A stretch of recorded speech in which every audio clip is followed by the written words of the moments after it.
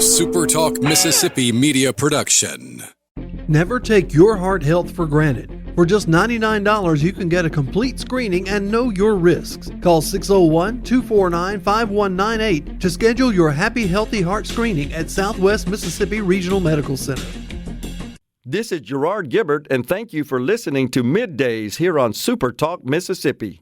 MidDays with Gerard Gibert is on the air. MidDays with Gerard Gibert is powered by C-Spire. Power your home or business with C-Spire Fiber. To learn more, visit supertalk.fm/C-Spire. C-Spire Fiber powers SuperTalk Mississippi.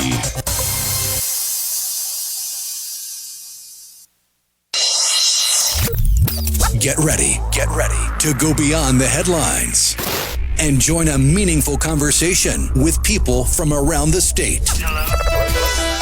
You're listening to MidDays with Gerard Gibert here on SuperTalk Mississippi.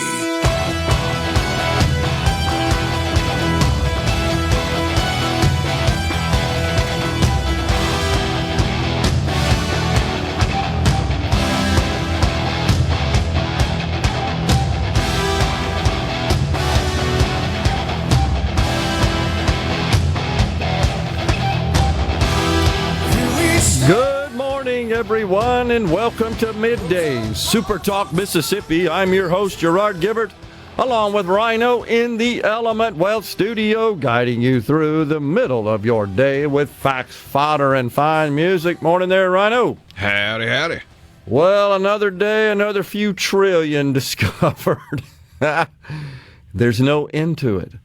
The United States Treasury has evolved into just a giant slush fund for the taking of anyone who can figure out how to defraud it. And it ain't hard, by the way. That's one of the things that we have learned overnight.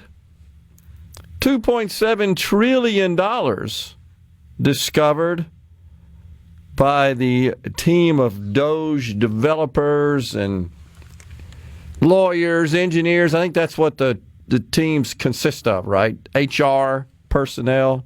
Yeah, it's like a four-man team. Right. And, of course, the core of that team are those software engineers that are pretty dang nifty with creating queries. Not like this is hard, honestly.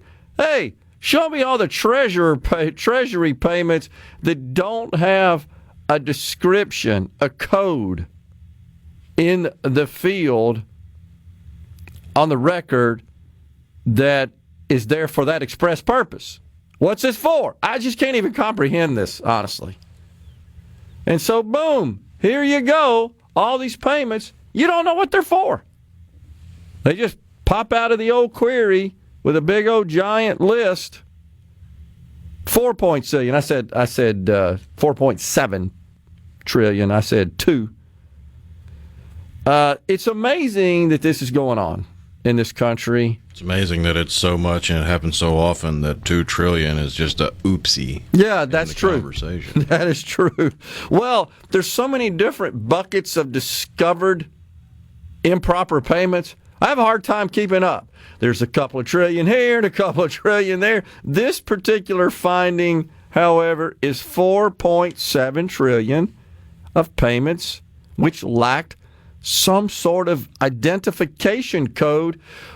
As an old software developer, I don't understand how the systems allow entry of such transactions without requiring. You've seen that before on everybody out there. With the average government employee. Oh, man, that's sad to think about. The window popped up. We'll hit the button again. Right. Another window popped up. Hit the button again. We're all accustomed to completing digital forms on the internet for various purposes that have required fields. And, sometimes I'll have an interest in something, as an example, that unfortunately will request you to submit information. That's what they want. They want your data more than anything so they can keep hassling you about buying something. And sometimes it'll be a media source. And I'll have an interest, I want to read an article. But when they get to wanting my email and my phone number, that's when I'm out. I'm not going to do it because you know what's going to happen after that. and you're going to have hell to try to stop it.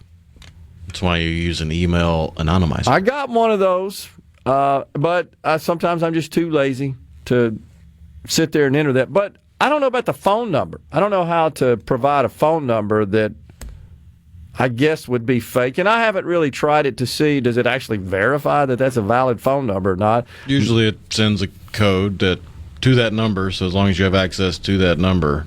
Okay. So I could put somebody else's in there. Oh, yeah, and get all the spam calls going to them. Or it depends on which service. Like some of the email services and some of the social media platforms have gotten wise to it to stop the bots, because a lot of bots were doing this. But there's a lot of digital phone numbers you can get online where it's online. I'm sure.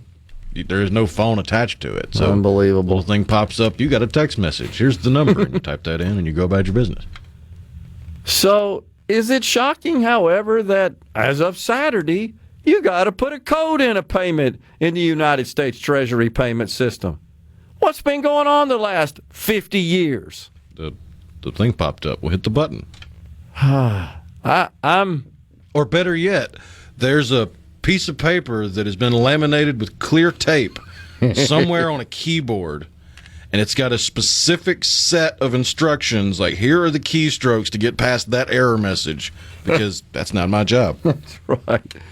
Well, this is astonishing. It really, maybe the problem is, Rhino, my expectations need to be tempered somewhat, that I expect too much from, I don't know, the U.S. government treasury systems that handle about $7 trillion a year.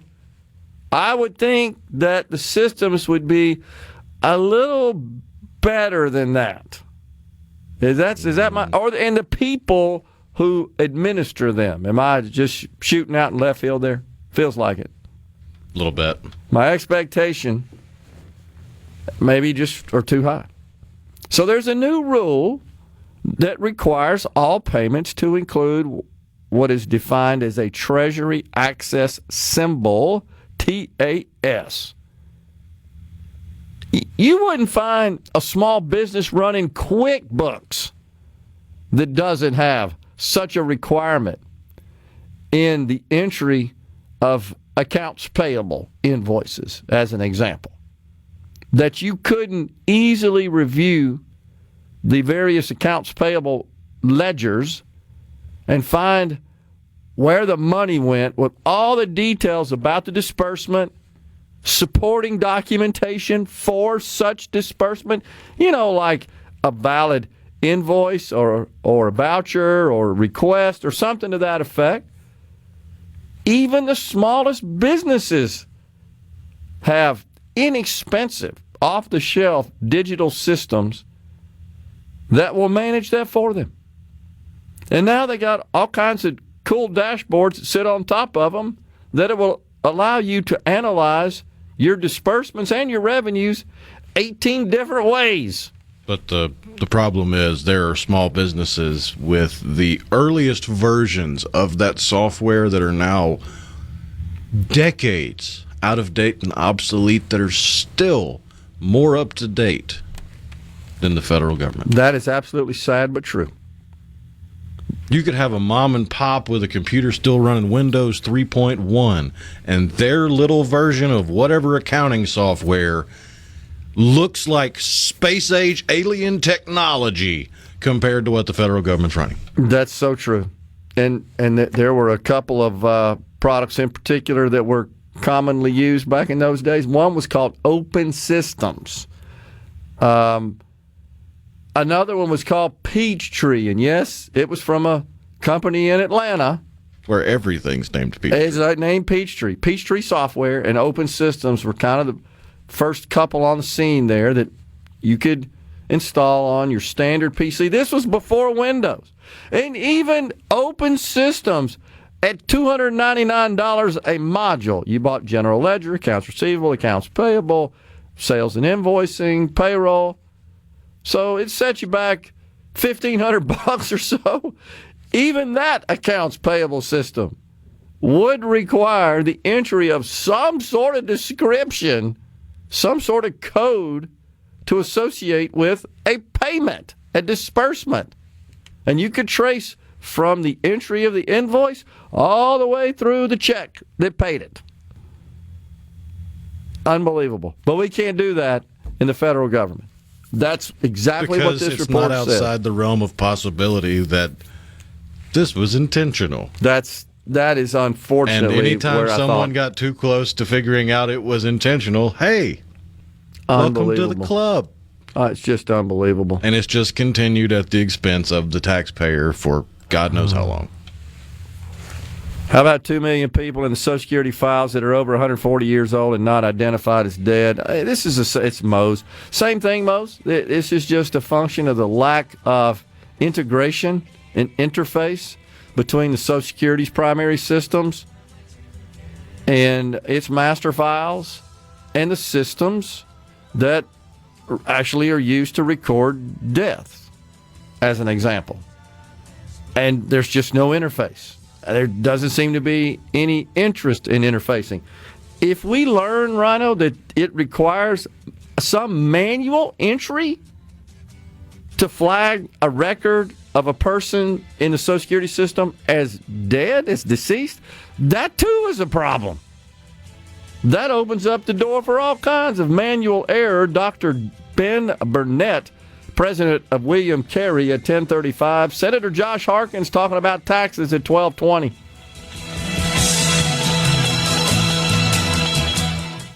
Pickup truck. This segment of Middays with Gerard Gibert is brought to you by Covington County Hospital in Collins, where your health matters. We're rolling. Middays with Gerard Gibert. What? This is so Awesome. On SuperTalk Mississippi.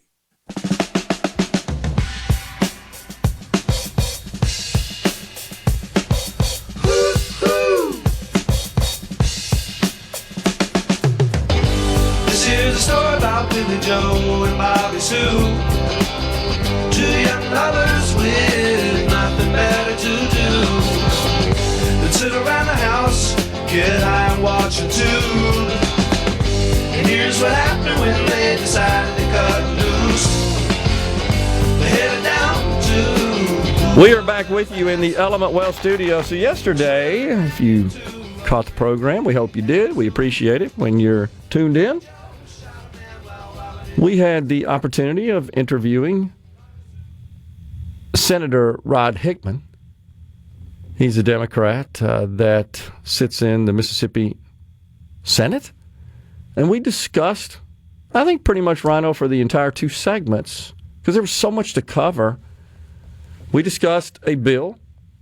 It's Senator Nicole Akins-Boyd bill, which essentially prohibits DEI in, higher ed universities, institutions, not community colleges, the higher ed in the state. And it's pretty straightforward, honestly. It just says you can't use any effort to select or influence student composition, hiring of teachers and administrators, contractors, based on their race or gender or sexual orientation or ethnicity. Pretty straightforward, honestly. And there's, you can't do that. You can't promote one over another or hold that one of those is superior to others in the classroom or just in operations of the university in general. Just series of provisions all related to ensure that essentially that universities cannot discriminate. It's really, we shouldn't call it an anti-DEI bill. We should call it an anti-discrimination bill, because DEI inherently discriminates. When preferential treatment is granted to an individual or groups in whatever the endeavor is, whether it's a person that's applying for admissions in the enrollment process, whether it's in the classroom, and I've heard this, Rhino, and you know this goes on. I've heard students tell me in the state of Mississippi they feared to even discuss it too much in the classroom in open discussions their Christian faith. That there were professors that would essentially retaliate in their grading of said student. And so they try to be quiet about it and not speak freely, simply offering and sharing their viewpoints. That's wrong on a university campus. And so this bill would prohibit that. It's crazy to me that we need such a bill. And the senator's argument was, we just don't see this going on campuses in the state of Mississippi. Now, I do think a lot of it happens in a sort of veiled sense. It's covert. We don't know about it because a lot of people are concerned about speaking up. Again, fear of retribution. Well, I made the point that, okay, even if it's not going on, doesn't this make sense? Just as a preemptive matter, let's just get this coded into law to ensure that our higher ed institutions know. Don't even think about any sort of actions, any policies, any practices, again, that would force diversity, equity, and inclusion, that would discriminate against others as part of that effort. Okay, so Democrats in Massachusetts yesterday introduced a bill which would require public boards and commissions to appoint diverse members based on race and gender identity qualifications. It defines diverse, and this is in the legislation here, folks, as people who aren't straight white males, and redefines female to be anyone who identifies as female, unrelated to someone's actual sex, their chromosomes. This is essentially state-sponsored discrimination against white men. Now, you may argue that's not happening in Mississippi. Therefore, it's unnecessary. But again, I believe such legislation, as we discussed yesterday, passed in the Senate, Senator Nicole Aiken-Boyd's bill, that would prohibit crazy stuff like this just in the university environment in Mississippi. Again, it's preemptive. This is the kind of crazy stuff that might happen, that could be going on even without legislation mandating it. So I don't see a problem with it, honestly. I think it's just common sense.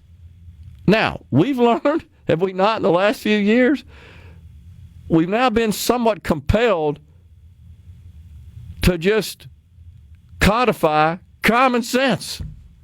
We've had to define what a woman is. We've had to use the power of the pen and the authority of the president to say no more money to you schools out there if you let dudes in dresses play in female sports. Is that not just common sense? So there was a report yesterday about, see if I can find it here, a male that is playing again, in fact, in participating in sports against females. That like 2 years ago, I can't remember the exact sport, may have been some sort of track event, finished like 5th in the male division. Of course, now that has identified as a female, is right up there in first place. And smiling about it, standing there, receiving the awards and so forth, and happy, smiling. Welcome to the circular logic. where everyone must be divided into tiny little boxes based on all of your differences, while at the same time, you can never admit that there are any differences between anybody ever. That's disgusting. And if you do, you're ostracized. Man. So again, I maintain that the bill was prudent and that, okay, maybe it's not happening in any great volume in our state. It doesn't matter. It's just the right thing to do, man. It really is. And again, I find it disturbing that we have to codify common sense and just common decency, fairness, and normalcy. Well, that's what happens when one of the main political parties of the nation abandons all of those things. And they have. Sadly, they have. And they don't seem to be taking any information from that. They're not being informed by it. They're not altering their radical ideology. They're not changing their stances. They're doubling down on it. You've probably seen, have you not, Rhino? There's more songs. Every day there's new songs. They're dumb, stupid songs, usually sung by people that, and again, I don't like to say it, but you just look at them and know where they stand politically, philosophically. They wear their heart on their sleeve, is I think the nicest way to say it. That's a good way to put it. That's absolutely a good way to put it. So, and they're all perpetually stuck in 1967, even if they weren't alive then. Man, that does seem to be the case, doesn't it? So that's really disturbing. It wasn't a good day to a great extent for the liberals, if you caught that, especially CBS News. So on one day, Sunday, they blamed weaponized free speech for the Holocaust. They glorified German authorities. I made some notes here. Conducting pre-dawn raids on citizens over social media posts. You've seen that going on. They ran an interview with former USAID head Samantha Power, her radical speech writer, to propagandize against USAID corruption. They absolutely may have overtaken MSNBC. That's the network where the old race lady works. And CNN is the premier anti-American DNC propaganda outlet in this country. Wasn't a good day for them. They're probably celebrating it. Oh yeah, blaming free speech on the Holocaust? Yeah, right on. We did good there. I think they're celebrating that nonsense. We're stepping aside for a break. It's Dr. Ben Burnett, president of William Carey, when we return. Attention, adoring fans! It's time for Middays with Gerard Gibert on SuperTalk Mississippi.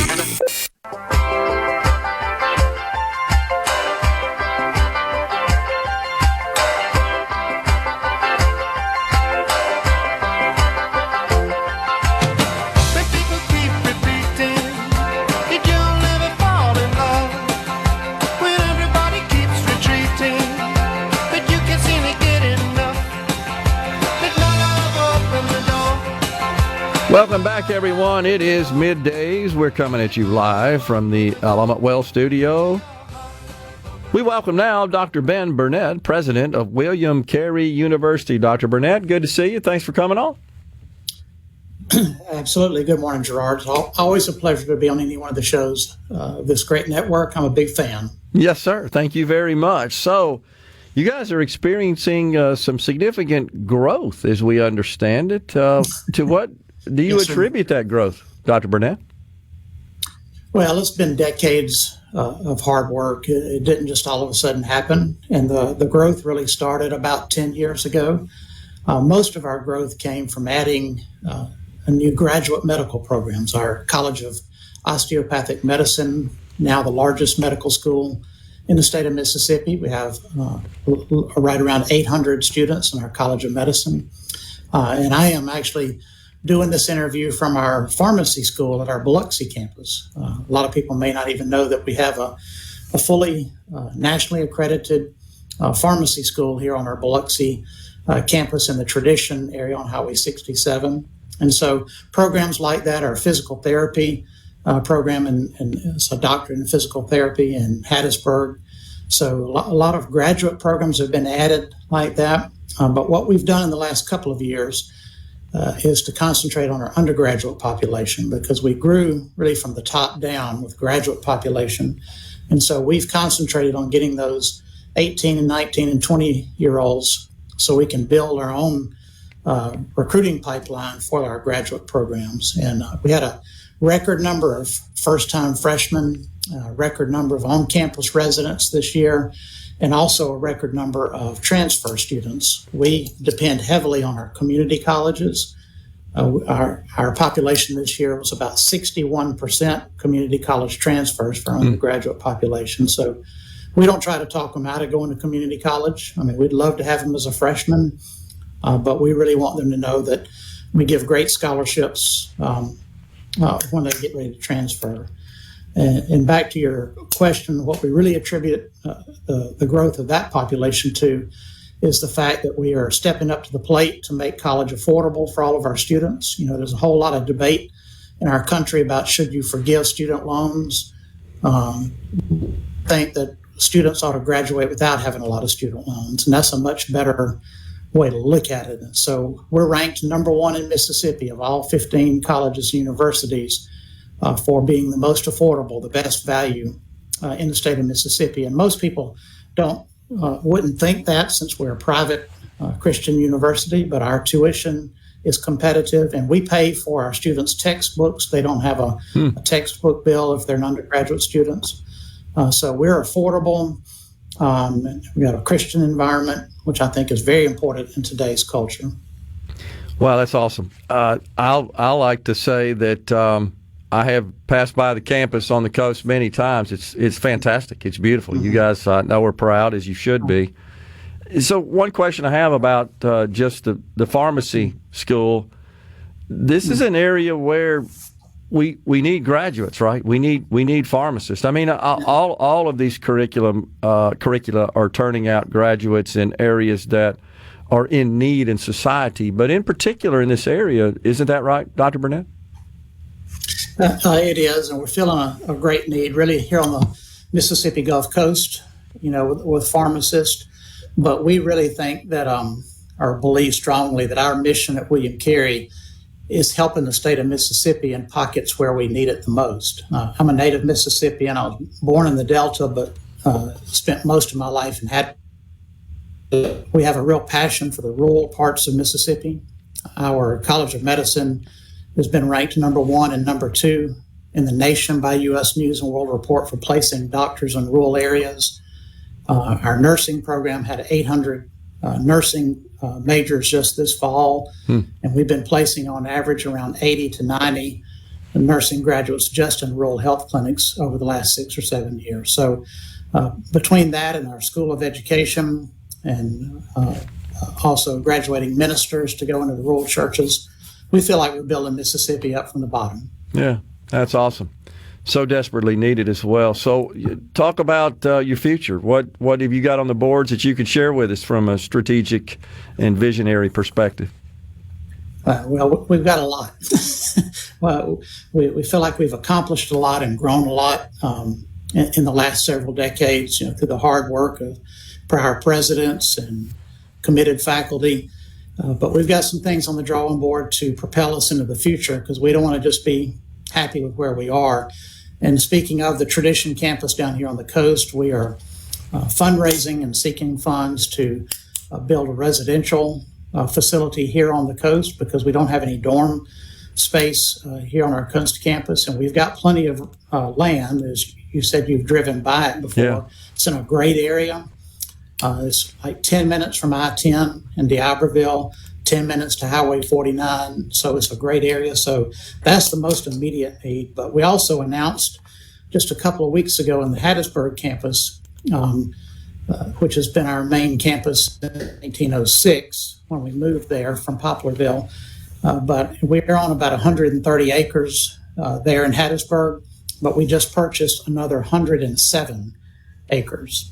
So in this, it's continuous to our current campus. It's undeveloped. It's not there's no houses on it. It's timberland, and it goes almost to Highway 49. So we've got the future, and that'll be the next 10 to 20 to 30 years in the making for William Carey in Hattiesburg. And so we plan on building up both campuses, Hattiesburg and Biloxi, because they serve a different population, different communities, and we want to keep growing in both areas. Tell us about the baseball team. I know it's always extremely competitive and has produced lots of great athletes. What's going on there? Yeah. Well, a couple of things listeners may not know. There's been several national championships at Division I in Mississippi, which is, we're all proud of Mississippi for doing that. Also at Division II, with Delta State, community colleges have won the national championship.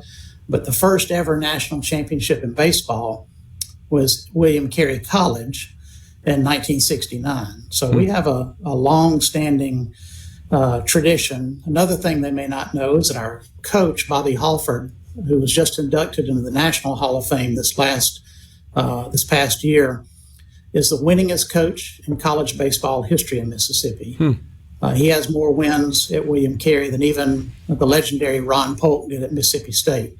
And he's still coaching. He's been with us over 50 years, counting his time as a player, assistant coach, and now head coach for 40 years.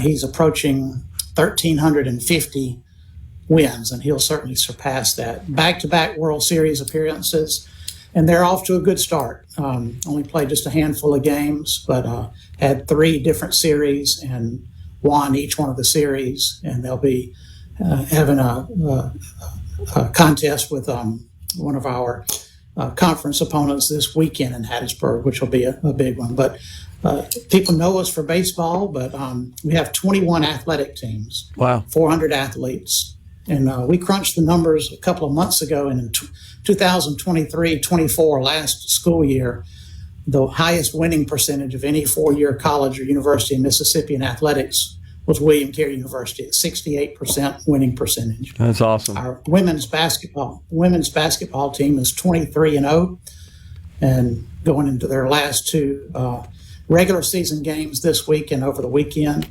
and have a real shot at finishing undefeated in the regular season. So we've got a lot of great things going on academically, athletically, and moving into the future.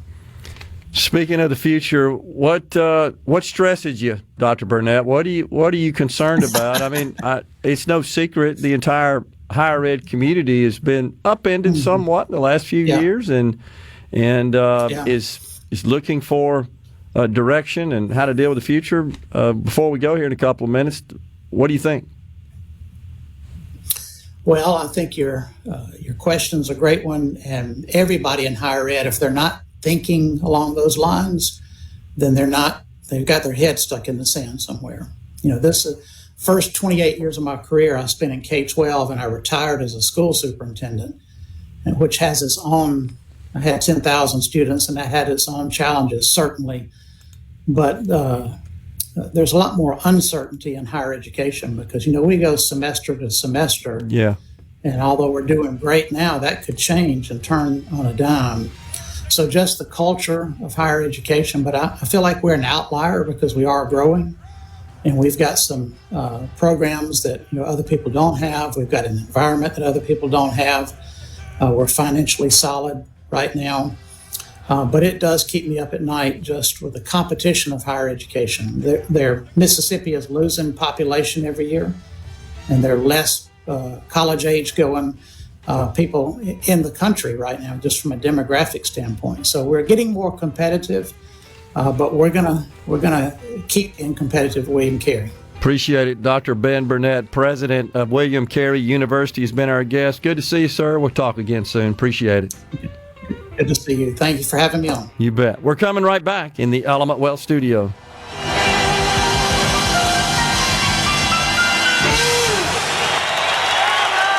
Patriot. Come on. Middays with Gerard Gibert. All right, we are back on SuperTalk Mississippi.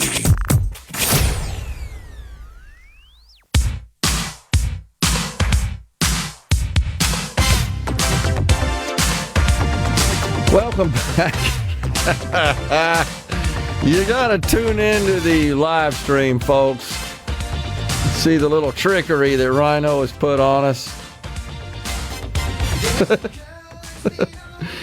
It's our old friend Robert Reich.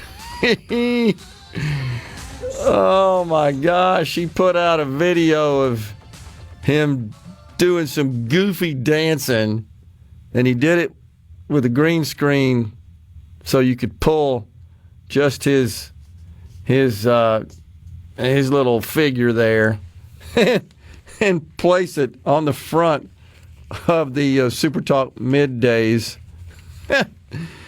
Oh my gosh, live video. And so there's old Robert Reich sort of twitching and dancing right there in the corner at me, laughing at me, right? Robert is. Look at him go. What a sad little individual he is. All right, oh, I won't my make anybody else endure that any longer. Yes, please remove it. Thank you. Yeah, that was. I'll just have to keep that in the quiver. I love that. Whenever you want to talk about him. Bring out the dancing Reich. I wonder if he knows that by virtue of using a green screen in his video that you could easily extract just him from it. And, maybe. And impose it on the front of, in this case, our live stream video. Probably not. Oh, geez.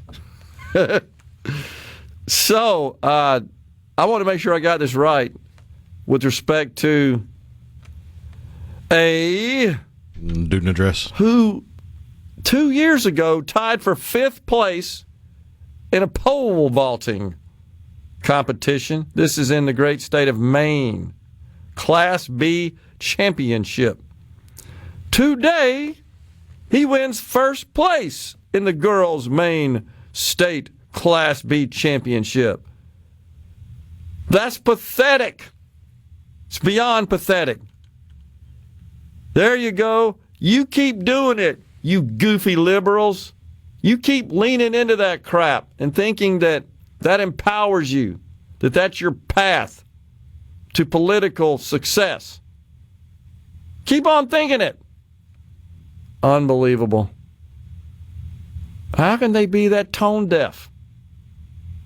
They're all running around complaining about Elon Musk and all these protests all over the place. Did we not even have some in front of the Mississippi State Capitol? Do you see that? Some mask-wearing protesters. They're even mad. Why are they at the state capitol? 12 of them. Yeah, exactly. All 12 of them. Does this mean they support waste, fraud, and abuse? That they favor that? That they're totally cool with that? Well, in their mind, they don't think that researching whether or not the poison dart frog is actually transgender is a waste of taxpayer dollars. That's important information that would make them feel better if they knew it. I mean, have you seen some of that total and complete insanity? $2.3 million for strengthening independent voices in Cambodia. $40 million for gender equality and women empowerment hub.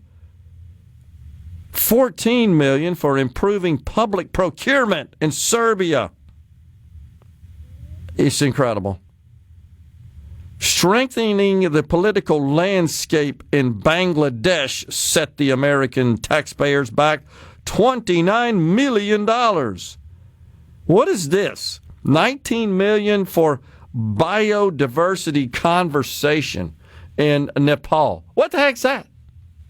That's so somebody could have a conference and invite all their friends to show up and talk about the need for biodiversity. Oh, okay. And now they have satisfied their grant and give me all the money. This has got to be one of my favorites. $2 million to develop sustainable recycling models to increase socioeconomic cohesion among marginalized communities of Kosovo, Roma, Ashkal. I've never even heard of that. Ashkali and Egypt. What's Ashkali? Is that a country? Must be, because it's listed in a series with those are other nations. I think nation and country are two different words in that sense. Okay. I think they may be a nation of peoples, maybe nomadic peoples, especially, like you said, Roma. Roma, yeah. Roma tend to be more nomadic. Okay. Kosovo, Roma, in fact. So it's a little different. $10 million for Mozambique voluntary medical male circumcision. There you go. $9.7 million for the University of California, Berkeley to develop a, quote, cohort of Cambodian youth with enterprise-driven skills. Oh, I'm sure that was fascinating. Can't do with any less than a cohort. That's right. Can't have a cadre. It's got to be a cohort. Or an enclave. Got to be a cohort. That's right. So good. Curses on you, cadres and enclaves. We need. Don't you even think about it being a gang. Oh, gosh, dog. It's beyond insanity. It really is. We're stepping aside for a break. It's Fox News and SuperTalk News. We're coming back with more. We got to talk about what the governor said this morning about income taxes in the state of Mississippi as we lead up to our interview with Senator Josh Harkins at 12:20. It's Middays. We're coming right back.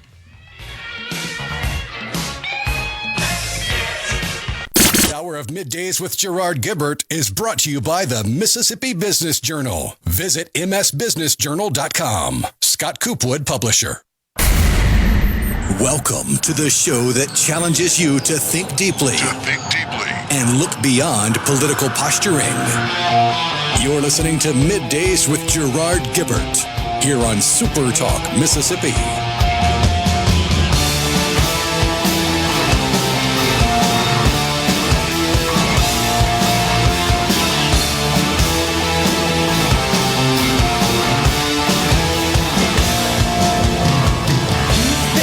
Welcome back, everyone. It's Middays from the Element Wealth Studio. Thanks so much for joining us today. Once again, Senator Josh Harkins.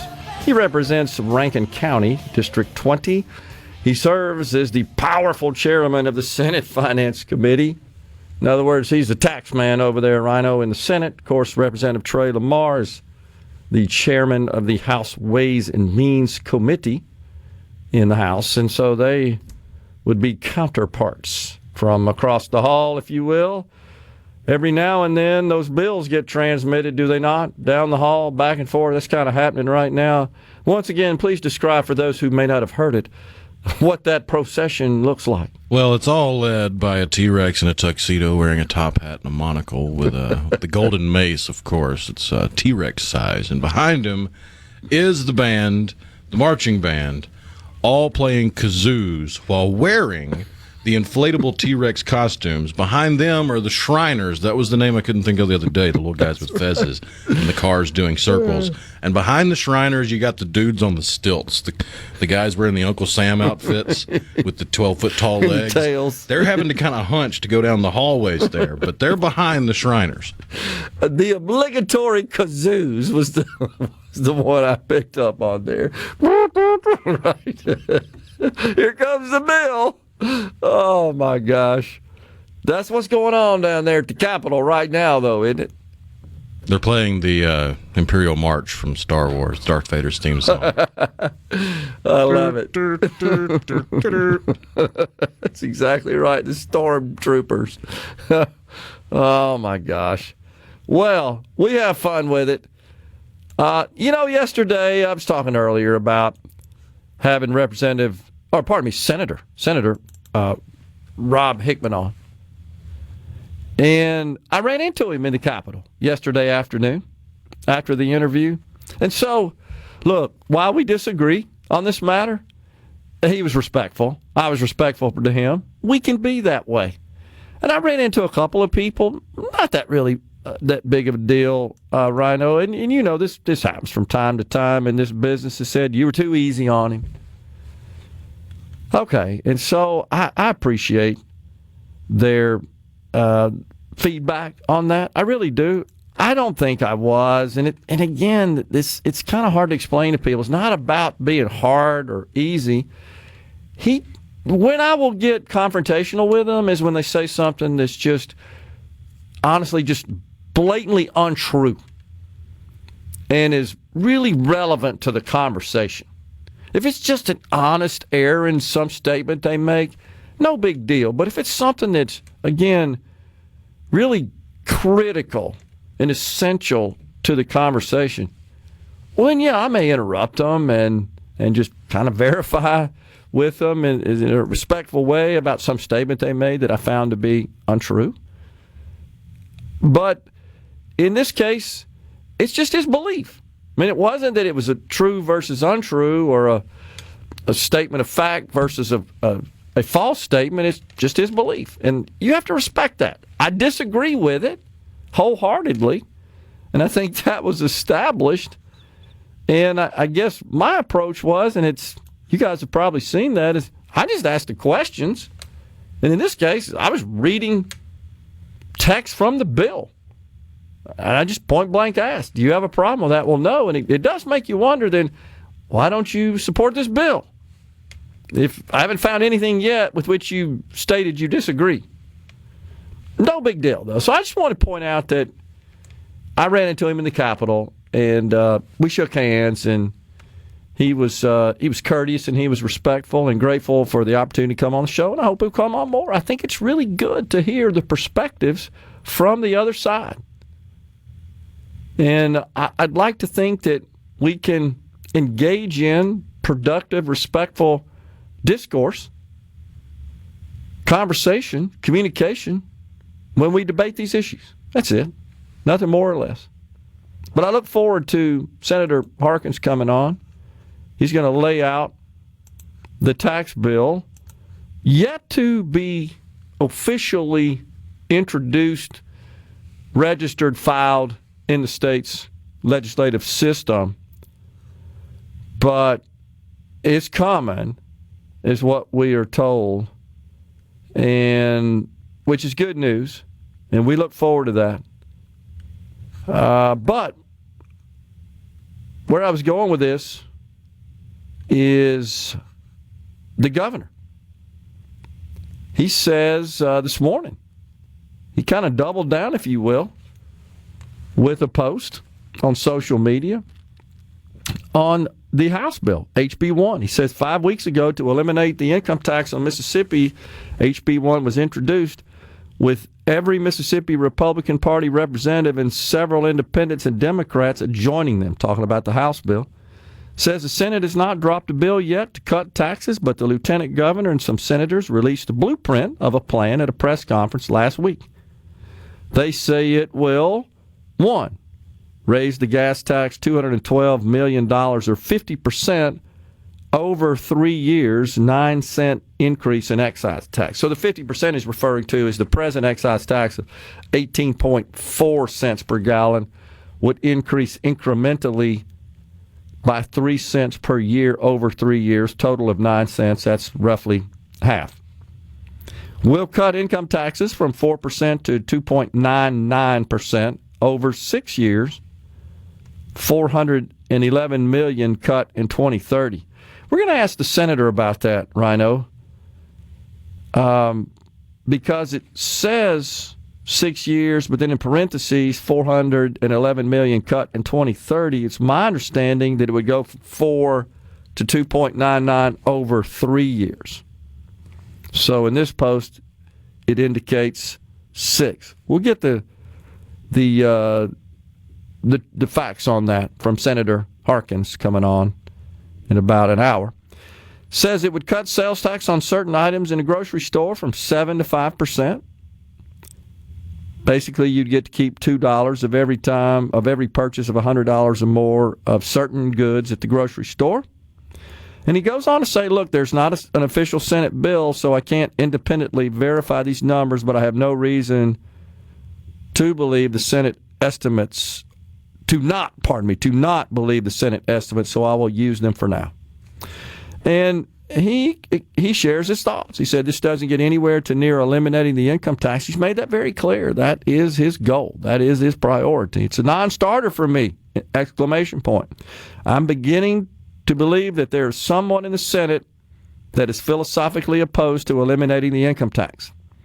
He goes on to say that the difference between the tax reduction and gas, they talk about the income tax, and gas tax increases is a roughly $199 million tax cut once fully implemented. Mississippi has an approximate $750 million surplus in the 2024-25 budget year. We can do so much better than this net reduction all the way out to 2030. So we'll verify that, but based on revenues to date and projected expenses, I get the surplus at about $600 million, not $750. It's still significant. Kudos to the Senate. The governor goes on to say, for announcing their plan. I look forward to seeing the bill. The words on the page really, in all caps, matter in this business. Once again, I'm for complete income tax elimination. Anything short of that is not good enough for me. That's what I will keep fighting for. Let's eliminate the income tax in Mississippi. So I don't think there's any confusion where the governor stands with respect to tax reform in the great Magnolia State. He seeks full elimination of the income tax. Now, he doesn't say anything about the other provisions of the House bill, such as the increase of sales taxes by 1.5%, general sales taxes, the increase in fuel taxes in the House bill in the form of a sales tax of 5% of the gross purchase of fuel. But it looks to me like he's more in favor of the House bill because it does eventually, it takes 10 years, it does eventually totally abolish the income tax. Now, what's amazing, Rhino, we'll get to it on the other side of the break, is always the case whenever I share old Robert Wright's posts are the comments. They're the most entertaining, right? And some are good. Some, however, truly do indicate you don't understand this.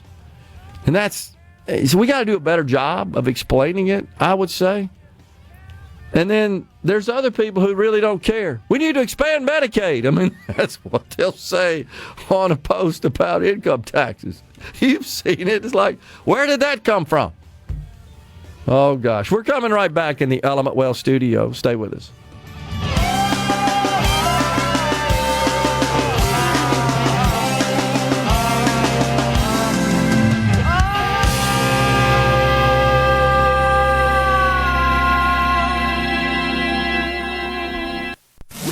From the SeabrookPaint.com Weather Center, I am Bob Sullender. For all your paint and cutting needs, go to SeabrookPaint.com. Today, mostly cloudy, high near 59. Tonight, rain in the forecast, low around 33. Your Wednesday, mostly cloudy, high only to 37. Wednesday evening, partly cloudy and frigid, low down to 19. And for your Thursday, sunny skies, high only to 38.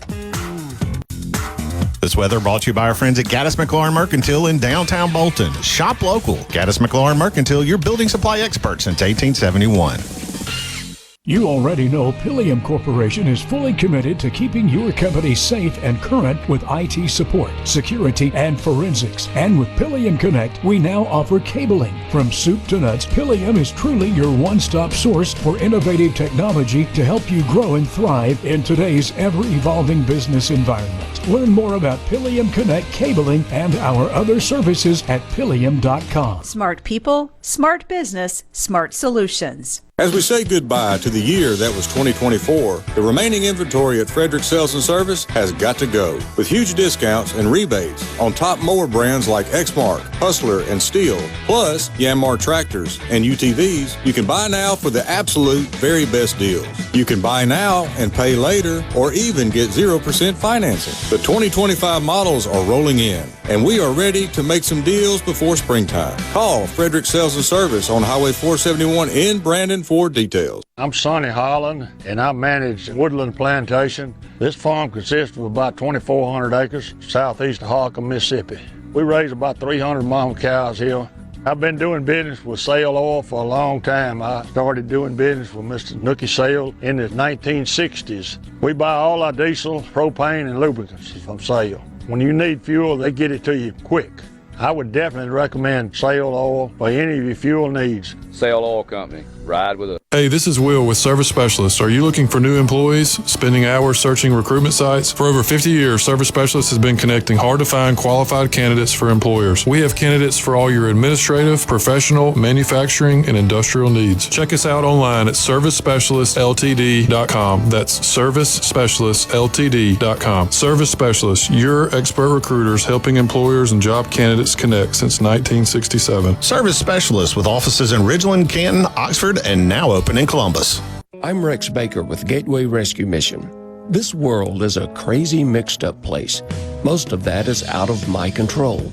But at Gateway Rescue Mission, we do what we can control right here at home in Mississippi. We offer a meal when someone is hungry, a warm bed at night, help for someone struggling with an addiction. In doing so, we try to make our little corner of the world a better place.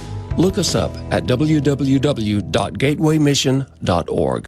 Pour yourself a cup of coffee and get the Magnolia State's most important news of the day. Mornings with Richard Cross on SuperTalk Mississippi. And now, the talk that keeps Mississippi talking. Now, on to the real part. Dynamite! On SuperTalk Mississippi.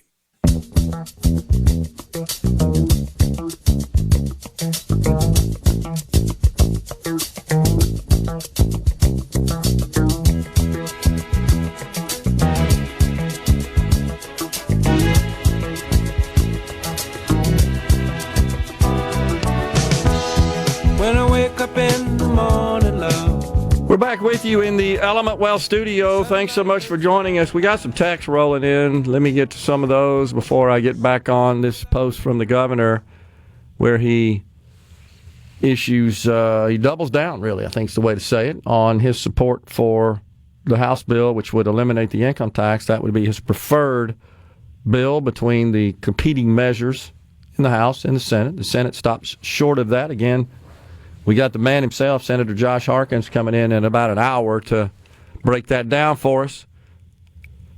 Let's see what we got here. I wouldn't be surprised if the Treasury is still using the old Burroughs business system they used in the old DIN data entry method, says Mose. Yeah, back in the old banking days of the 60s, as I recall, Mose. Small business owners have a stake in the money. The government uses other people's money. That's why small businesses care, says Neil from Pontotoc. It's actually even worse than that, but you're right, Neil. Is that anytime, Rhino, you hear people talking about this is a waste of your hard-earned tax dollars, I'm not trying to be argumentative or contradictory of that, but this is something I would encourage people to think about. The income taxes and Social Security and Medicare taxes paid by individuals, okay, covers about 46% of federal spending. The rest of it is covered by corporate income taxes, a little bit by employer portion of Social Security and Medicare, and then there's some licenses and fees. But the sad reality is about 30% of every dollar spent by the federal government is borrowed. That's even worse. So we're borrowing money for drag queens in Ecuador, just so you'll know. And how that manifests as a burden on not just taxpayers, all citizens, is at the cash register in the form of inflation. Because deficit spending is inherently inflationary. It also doesn't help that something like 14-15% of the entire workforce in the U.S. is made up of federal employees. Yeah, that's true. Or that the fact that not most, that's unfair, almost half of the jobs added, quote-unquote, added under the Biden administration were federal government jobs? That's absolutely true. Most of the jobs growth we're seeing in the last few jobs reports, including the ADP reports, show that the jobs are mostly being added in government. That's a problem. So it's less people working outside the government and more people taking your tax dollars as payroll. Right. Where can you submit violations of the president's EO forbidding DEI policies by government contractors? You would need to hire a lawyer and talk to them about that. But in general, you'd have to sue the contractor. You'd have to sue the person who is, or the party, the entity who is procuring said services and engaging in discrimination, again, by giving preferential treatment in contracting based on race, gender, and ethnicity and sexual orientation. The same bill that Senator Angela Hill had, which would prohibit such in public sector contracting in Mississippi, which did not get out of committee in the Mississippi State Senate.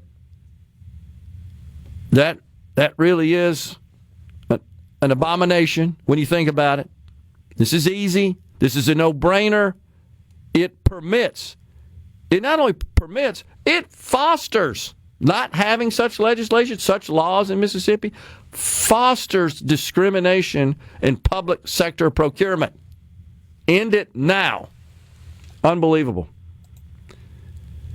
You need to post who is against that bill, says John in Pontotoc. I think he's talking about the anti-DEI bill, I believe. Let us know, John. We can look that up real quick. You can see the vote on it. I don't recall, honestly, Rhino, that there were, I may be wrong about this, I don't remember any Republicans voting against it. I'm looking at it right now. Let me see if I can find the vote. Here it is. Let's see. So, on the nay side, help me out here, Rhino. Barnett, Blackman, Blunt, Brumfield, Bryan, Butler, Frazier, Hickman, Horn, Jackson, Norwood, Simmons. I believe that's all Democrats, is it not? Did I name anybody in that list that would be a Republican? I don't think so. So it's like everything else. It's just Republican versus Democrat, and unfortunately it ends up, for the most part, being white versus black, except there are two white Democrats in the Senate, Senator Blunt and Senator Hobb Bryan. Let's see. Gerard, I know you were a pilot. Did you see the video of the plane in Canada? I did. It looks as if the pilots thought they still had 6,000 more feet to descend the way that plane hit the runway. It's now being reported, CC in Senatobia, that one of the gear collapsed, right, Rhino? Isn't that what the latest report was? That there was undercarriage failure. Which would happen if you were coming in too high. No doubt about it. And you hit hard. I mean, they can absorb so much shock, and they're designed to do that. And there's all kinds of build-up and beefing up of the airframe around the undercarriage for that purpose. And, of course, the hydraulic shocks, et cetera, and the big old bouncy tires. Yeah, it was really weird, though. How can they be that tone deaf, you asked Gerard? A wise person once said, "You can't fix stupid," says Mary Kay. It doesn't help them that they're so insulated from reality.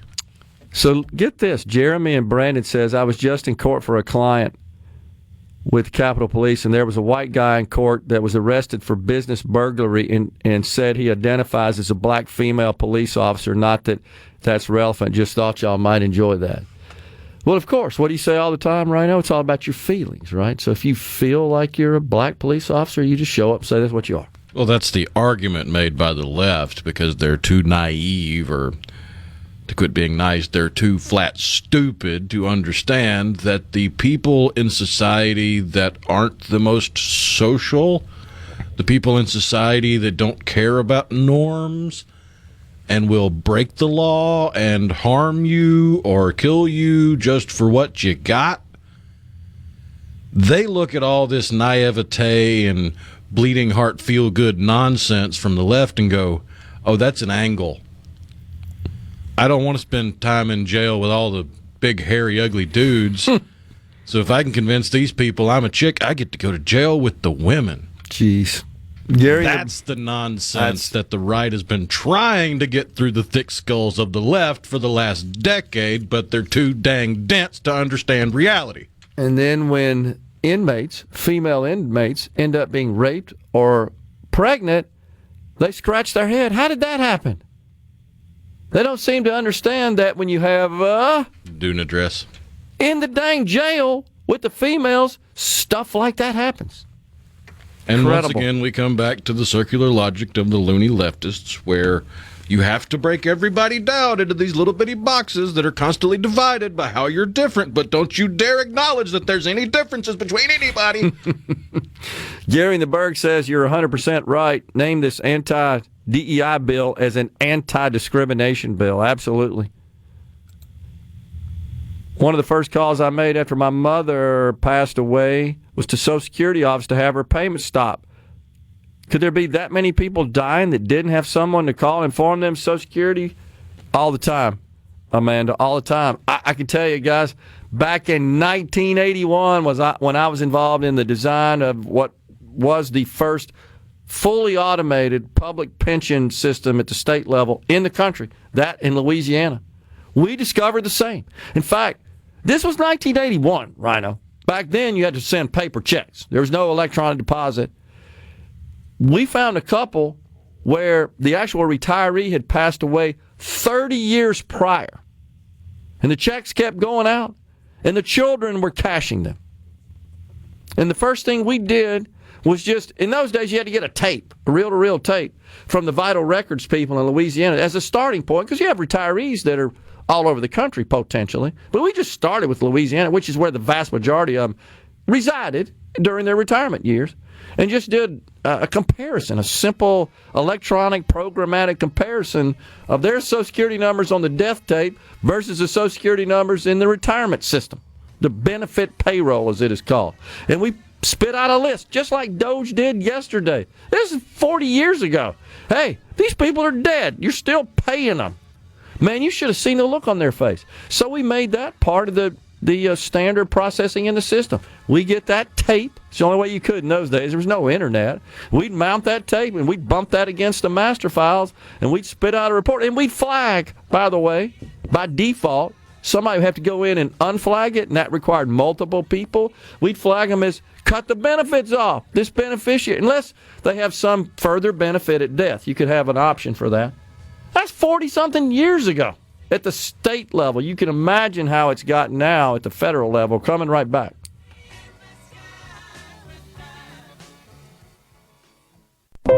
Talk.fm with Gerard Gibert. It is on SuperTalk Mississippi.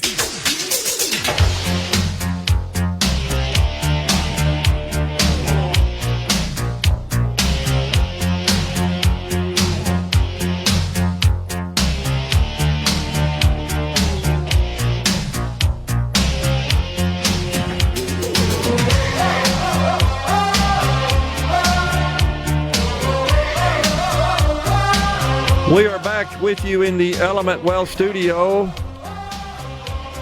Dan in Hattiesburg says, in your description of the procession utilized to transmit the measures down the hall back and forth, no banjos? We could probably figure out a way. I don't know. I like the kazoos. That's maybe all we need. I don't want the banjos to drown out the kazoos. Very important, kazoos. You know what else we need? Somebody standing at the doors that lead into the chambers. With the big long trumpets. Oh, yeah, some sort of big announcement, right? With the banners hanging off the trumpet. Oh, gosh. The only thing you left out, says Joe in Quitman, was one-man marching band. Let's see. Let's get back on this taxes thing. We got some text related to that. I heard it goes up 2% to 9% on non-food items. No. Man, so much misinformation floating out there. So let's break it down just quickly, the distinctions between these two measures. In the House, there would be a 1.5% increase on in the general sales tax, which would apply to everything not subject to the lower sales tax on groceries. And by the way, the House's bill considers those items eligible for the lower grocery sales tax to be everything that can be purchased with food stamps. So it maps to the federal standard. So it's 1.5% on everything that's not food. That's absolutely true.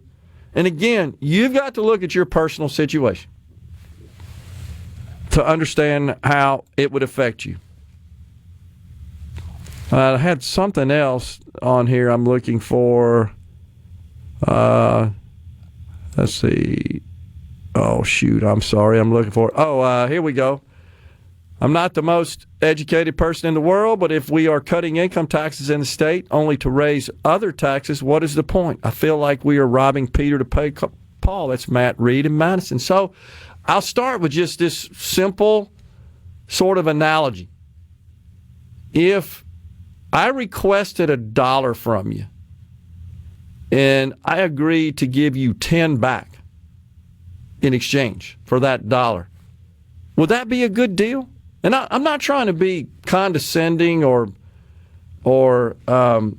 sanctimonious by any stretch about it, but you got to look at it holistically, and that's the point. So you got some taxes going up, some taxes going down. In this case, the income tax, the main one in the House bill. You really got to look at them together. And I encourage you to take a look at the models that you'll find in the article that I wrote a couple weeks ago. It's on the SuperTalk.fm website. It's real simple. The title is HB1 Explained. Actually, explain how it got changed up a little bit. Explain, how would the proposed House bill to eliminate income tax impact you? So you got to look at those details that show the decrease in the income tax, the decrease in sales tax on groceries, the increase in the fuel tax, and the increase on general sales taxes. You basically need to think about how much you spend on groceries, how much you spend on everything else other than groceries, not including fuel, and then how much separately you spend on fuel. What your gross income is, your filing status, etc. And the model will let you see kind of how some common taxpayer situations, how they fare under the House plan. So the one downside to cutting the grocery tax is that it's the only tax everyone pays because everyone is going to eat. Why is that a downside? So because consumption taxes are considered the most conservative form of taxes that the government can collect. Well, I agree, but in this case, we're eliminating the income tax. So we're raising consumption taxes on everything but groceries and consumption taxes on fuel as an offset to allow elimination of the income tax. So I'm with you. And that's the explanation that they needed to hear. Okay. All right, thanks. So, again, it's the same thing. You got to look at it holistically. There are really four major tax components of both pieces of legislation, and you got to take them all into account. You can't. It would be like looking at your household finances and, okay, well, I'm not going to count that revenue, and I'm not going to count those expenses. I'm just going to count part of it and see what the result is. You really got to take it all into account. Let's see. And then there are some who say, and I'm looking at it if I can find it, that we just can cut expenses. And I'm with you, man. We need to always be looking at cutting expenses, and that should be sufficient to allow us to fully eliminate and cut the income tax. But that really is, again, somewhat short-sighted and not really thinking holistically about that situation. And I see a lot of people say, well, we need to cut the grocery tax, the property tax, in lieu of cutting the income tax. And they're totally different buckets. They provide revenue and resources for two totally different entities and different complements of services provided by government. So your property taxes fund education, primarily, K-12 education, and then roads and bridges in your counties. That's what, and they're a little bit for city operations, which is everything in a city. Public works, roads and bridges, recreation, law enforcement, everything. Whereas the state income taxes, and those are collected through retail sales taxes. That's the primary source of revenue. And then income taxes, well, those fund a different suite of services that are provided for at the state level. So you could say, well, let's get rid of the property tax, but that means every county in the state of Mississippi would fold. It would have no revenue. Every school in the state of Mississippi would fold. Or certainly would have to make major adjustment doing with without that revenue that comes from property taxes, again, used to fund K-12 education. It's a no-brainer, taxing consumption versus production. Let's go with it, says Mike and Collins. Well, the problem you get with that, the pushback you get, Mike, is that we already have low taxes in the state of Mississippi. And there are a lot of people in the state of Mississippi that, based on our tax structure, don't pay income taxes. So when you talk about raising sales taxes, well, they push back. Retirees, for example, they push back and say, well, heck, that's a tax increase to me. That's what makes this hard. Those who are working and have some reasonable amount of income that benefit from eliminating the income tax, yeah, it's a net gain to them. No doubt about it. When you consider their savings from income taxes versus their costs from the increase in sales taxes on non-grocery products and services and then fuel taxes, it's a net gain. And that's what the models point out, by the way, if you'll take a look at those. How many let's see, I see national dams complaining about Doge and the wasted money. Maybe someone should put them on notice and show how many metal detectors can be bought for schools with those saving. How many school resource officers could be hired? I don't think the money will not be saved, so use it on something valuable. A lot of people see that. They need to double tax on internet online sales because brick and mortar stores can't stand not making sales due to online sales. So you're for protectionism? You don't believe in free markets and open competition? Because that's what you're talking about. You're saying let's put those who sell goods into the state from out of state at a decided disadvantage by increasing the sales tax rate on those purchases, which again impedes competition. I couldn't support that.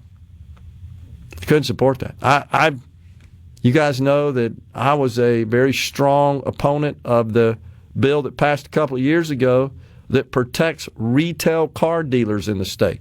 Does not allow manufacturers such as Tesla from establishing Tesla corporate-owned dealerships in the state of Mississippi. That impedes competition. That is protecting a certain market, a certain route to market. That's definitely not in the best interest of consumers. Consumers don't win there. Those entities, those industrial segments that are protected by such legislation, they are the ones who benefit financially from such laws. Eliminating the income tax and increasing consumption taxes doesn't plan for future problems. After all the bills are paid and the rainy day fund is funded for the year, why not return the excess to the people who pay the taxes? It could be based on how much you paid on a percentage basis. Mose, I recommended that back in 2022. You remember, Rhino, with Speaker of the House Philip gone, and though I totally supported his income tax bill, we had all this money sitting around from surpluses, and I said, why don't we just give that back to the taxpayers on a pro rata share based on how much they paid in? You talk about unpopular, because you know what that means? The richer people, the people who pay more taxes, they get more back. That's a no-go for a lot of people. Coming right back. If you're You know what that means. Middays with Gerard Gibert. We'll do it live on SuperTalk Mississippi. Back with you. We are in the Element Wealth studio. Are you thinking about or planning for a retirement? Do you have a plan? Go to myelementwealth.com or call 601-957-6006 to let Element Wealth help you find your balance between income, growth, and guarantees. 601-879-4395. That would be the C-Spire text line. So I got to get to a couple of these comments that are always entertaining on the governor's post this morning, where he, I would say, pretty much full-throated throws his support behind the House bill, which would eventually eliminate the income tax. versus the Senate bill. This person says, everyone write your senators and let them know how you feel about this. We pay their 6-figure salary, around $148,000. And then comes the lining of their pockets from the lobbyists that want certain laws passed. Nowhere else can you become a multimillionaire in 4 years but in politics. Sigh. Mississippi State senators do not make $148,000 from their Senate service. They may make it elsewhere. Unless they're one of the two serving the state in the U.S. Senate. They make 6 figures, but there's only two of those. That's $174,400, by the way. Same pay that they've had since 2010. There's a large amount of the population, you know this, that believes they've given themselves raises every single year. Nope. Same pay for 15 years. Now, haven't they technically had to intentionally not get a raise? They did. They have to include a provision in the budget bill every time they fund the government that essentially pauses it, because there is legislation on the books that, in fact, would increase their pay relative to inflation. It's an index based on the CPI. 15 years. Now, I'm not asking you to cry a river for the people in the U.S. Congress on this. I'm just pointing out what is the fact. And I'm also pointing out, no, state legislators are not paid $148,000 for 3 months of work. It's not true. I can't really address the lining of their pockets from lobbyists. Yes, lobbyists contribute. They're the biggest contributors to lawmakers. Yes, they're running around the Capitol every day, swarming it, working with lawmakers. But they do serve a pretty valuable purpose in that they educate. It's impossible for these guys to know everything about every sort of matter and measure that they may have to vote on. So lobbyists work with specific members of the legislature on behalf of their clients who pay them. I'm not really making a statement about that other than just sharing with you how it works, I guess, more than anything. And usually, like, lining your pockets insinuates putting money in your pocket. That's right. And that's not... Usually, lobbyists are more like, hey, I heard you like really big ribeyes. We're going to go to this place that sells really big ribeyes, and dinner's on me. I just want to talk to you about something. Every night during the session. Pretty much. Virtually. And I've been to a large number of fundraisers for political candidates. Yeah, the main attendees, lobbyists. It ain't their personal money that are contributing to these candidates, generally speaking. Right? It's from other sources, and that's fine. That's perfectly legal. That's the way our system works. Here's another one on the governor's post where he endorses the House plan as preferred over the Senate plan for tax reform. He says, I'm sorry, what? So what you were saying is there's a good chance that we can move tax dollars from one place to another place but not really fix anything in the first place. Got it, Chief. What does that mean? And I'm going to say again, if it were a dollar for dollar so-called tax swap, well, that would be a legitimate complaint. But if you're paying income taxes and you're no longer going to pay income taxes, and the price you pay for that is a nominal increase in sales taxes and taxes on fuel, and the net of that is an increase in your disposable income, put me down for that. I call that a tax decrease. But I don't think folks want to take the time to, I guess, just analyze their own situation and do the math. This elimination of taxes will effectively hurt the poor as they pay more for I can't really figure out what they're trying to say. Shame on you for your heartless effort. Why not take the reduction in taxes as a trial? I'm willing to see what happens. Oh man! So there's a whole lot of people that are very loud and proud of their ignorance. That's a shame. Which is another emotion they apparently cannot feel. So here's one that got 85 positive reactions. This doesn't help us. You're just adding more taxes somewhere else, like the gas tax. I got to spend to get that job. We'd rather pay state taxes. So you'd rather pay income taxes than an increase on the gas taxes. All due respect, have you done the math? I'd be willing to bet $1 they haven't. I'm sorry, folks. It matters. It's important. They may find that, hey, if I pay $5 more for fuel, just hypothetical case, I get $20 back in income taxes. You don't want that? We're coming right back after Fox News and SuperTalk News. In the next hour, we've got Senator Josh Harkins. We'll continue this discussion about taxes in Mississippi when we come back. Get ready to go beyond the headlines and join a meaningful conversation with people from around the state. You're listening to MidDays with Gerard Gibert here on SuperTalk Mississippi.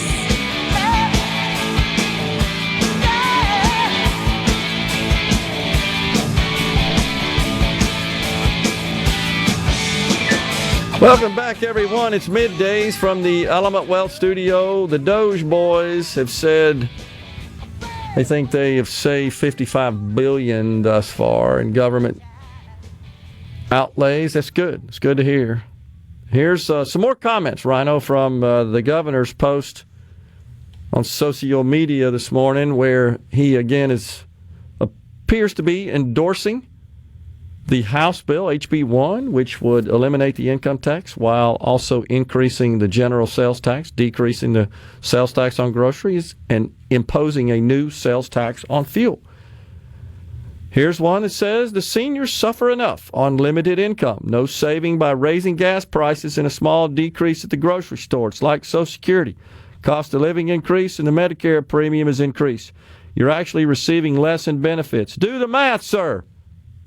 That got 121 positive reactions. Wow, what a joke. Just shifting around taxes and eliminating nothing. Looks like Mississippi needs to clean house. That received 178 reactions. In property taxes on real property that is owned outright, I tell you, that gets more attention than anything. Property taxes. And again, they're directed at two different governmental entities. Sales taxes, income taxes, go to the state. There is a diversion of sales taxes that go back to cities, 18.7%. Property taxes don't go to the state. They stay local. They fund the school district in which the property is located. They fund other county services, some municipal services. That's where that comes from. The roads and bridges in your county, property taxes. So we could get rid of those, but then every county would have zero revenue. And that means no roads and bridges, no schools. Governor, you are forgetting retirees currently do not pay state income tax. I'm going to stop right there. I can assure you the governor knows this. I promise. You want to bet me on that? Yet we get a gas tax, a locality tax with a minor grocery tax reduction. Net overall, seniors and retirees get an overall tax increase. Where do you stand on that? I think what's missing anytime you see that pushback is everybody, and I get it, man, I really do. It's human nature. And I'm not suggesting that anyone who looks at it from a personal perspective is wrong. But that's just human nature. What does this mean to me? And they're missing, I think, the point of this legislation. I know it's the point. I'm not thinking it is. The point of eliminating the income tax is more of a long-term play to boost the state's economy, to attract new residents into our state, to attract new industry into our state. And that's where the jobs come from. They don't come from government. They come from capital investment and risk-taking by business, either existing through expansion or growth, or new business that comes into the state. I know I beat this horse to death all the time, but how about all your tax money going to our fantastic universities, which are graduating students ready for the workforce that leave the state? Your tax money is subsidizing the other states. Think about that. The poorest state in the country subsidizing the other states with the most precious asset of all. That's young talent. No young talent, no economy. No economy, we all suck. That's the purpose of this, and I think that's getting missed. Do you agree with me here? Yeah. This is the purpose. Sadly, I don't think for at least a portion of the naysayers, it's not being missed. They just don't care because they won't be around to see the benefits. Could be. But most of these people, you know that, they have offspring and offspring of the offspring that have a future. Yeah, but most of these people also belong to a generation that stereotypically doesn't want to leave anything to the next generation. Oh, boy. Well, maybe that's how we got into such a mess that we are. And maybe that's how we got into $36 trillion of debt, because we're always thinking about today. Today. That's why the hard decisions that need to be made, those which will inflict pain short-term for long-term gain, don't get made. I won't get reelected if I do that. Even though I know it's really the right thing to do. That's why you need people who aren't totally 100% focused on the next election cycle. Can't imagine life without public office. That's what we've built. More so at the federal level by far than at the state level. But that's what we've built in this country. It's such a cushy gig. It's like a drug to which they are addicted. Let's see here what we got. Sounds like insurance companies talking about protectionism. Blue Cross. There's nothing in our laws that prohibit any other health insurance companies from selling insurance in the state of Mississippi. Nothing. It just becomes a practical economic matter. It's hard to attract insurance companies in the state where it is overrun with poverty and lots of health problems, an unhealthy population. And then trying to unseat an entrenched competitor that's built up robust network. Nobody wants to go to the doctor, even though they have insurance, only to have the provider say, oh, we don't take that, which means you got to pay out of pocket right then, file, and then wait. Sometimes fight to get your money, to get reimbursed for the payment you made. Somebody says, gee, I purchase items online because I can't find them locally. The fact of the matter is, if you look at the statistics, brick and mortar retail are thriving where they're providing differentiating value. Someone said earlier that, I don't know if I can find it, that JCPenney is shutting down stores. Sure, department stores, they've been struggling for a while. If they don't figure out a way, you were talking about on the break, to add value, to do something different and distinct, then there's no reason to often pay a premium or travel and deal with the hassles of parking and standing in line to go to your local corporate-owned department store. They used to provide differentiating services, but within my lifetime, if you went to a department store, you'd have somebody in each individual department that had at least some understanding of what was going on in that department and could help you in some meaningful way if you needed help in that department. They had services that they provided that were either free of charge or for a very small fee that made the act of going into the store and taking the time to buy their products more enjoyable. Those went the way of the dodo, so now your average department store is really just like the clothing section at a Wally World. There's nobody there to help you, and you're paying a lot more than you would at Wally World.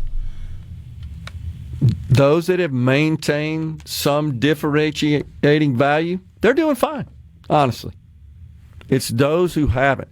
On the C-Spire text line, Joey the trucker says the counties would have plenty of money if the county supervisors would quit buying these luxury pickups for them to ride around in. What does that mean? Is it their personal vehicle? Because if the county is, from tax dollars, is buying personal vehicles, now they may have access to one. And that's... I mean, there are videos that have floated around all over the place. It usually happens right around election season of Cadillacs and the like, with state tags on them. Okay. I don't really know if there's anything improper or unlawful going on there, but I can assure you that the value of those vehicles, if there were none, although even if it's some sort of illegal activity, it needs to be stopped. No doubt about it. But mathematically, it's less than petty cash peanuts at the end of the day. So you can't just say eliminate. The point is, you can't say, let's eliminate all revenues to counties. You just have to figure out how to make it without any revenue. That's the point I'm trying to make. It's absurd, guys. You know it is. Now, can they achieve efficiencies? I've given you an example over and over and over again of how you could save money, let's put it that way, and probably improve services at the county level. And that is to eliminate the no-bid personal services statutes. Eliminate them. Make counties conduct competitive bid processes for everything they buy. Accounting, legal, insurance, engineering, and there are others as well, marketing, etc. You could save a lot of money by getting rid of that. And I mean, I've been trying to get that done for 20-something years, and it just fails every year. Can't get it through. We're coming right back with Senator Josh Harkins. Little Mammy's got a brand new bag. If you're feeling... It's so awesome! Middays with Gerard Gibert. Come on! Let's get on with the show! On SuperTalk Mississippi.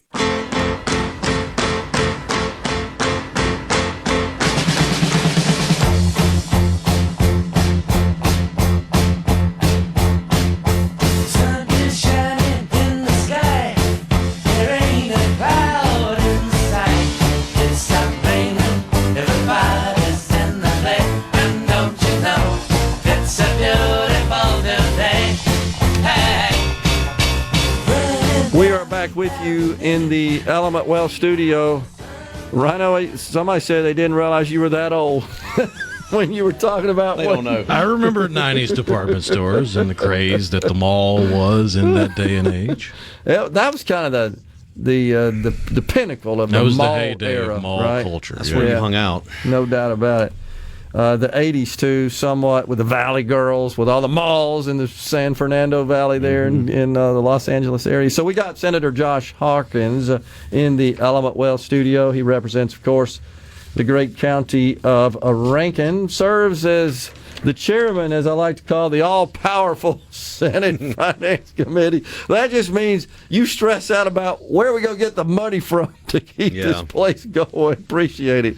You coming on there, Senator. So, glad to be here. Yeah. So what a day here in the Element Well studio that we've had you and Speaker of the House, Jason White, on the same day. In the same day. Discussing the competing measures for tax reform in the state of Mississippi.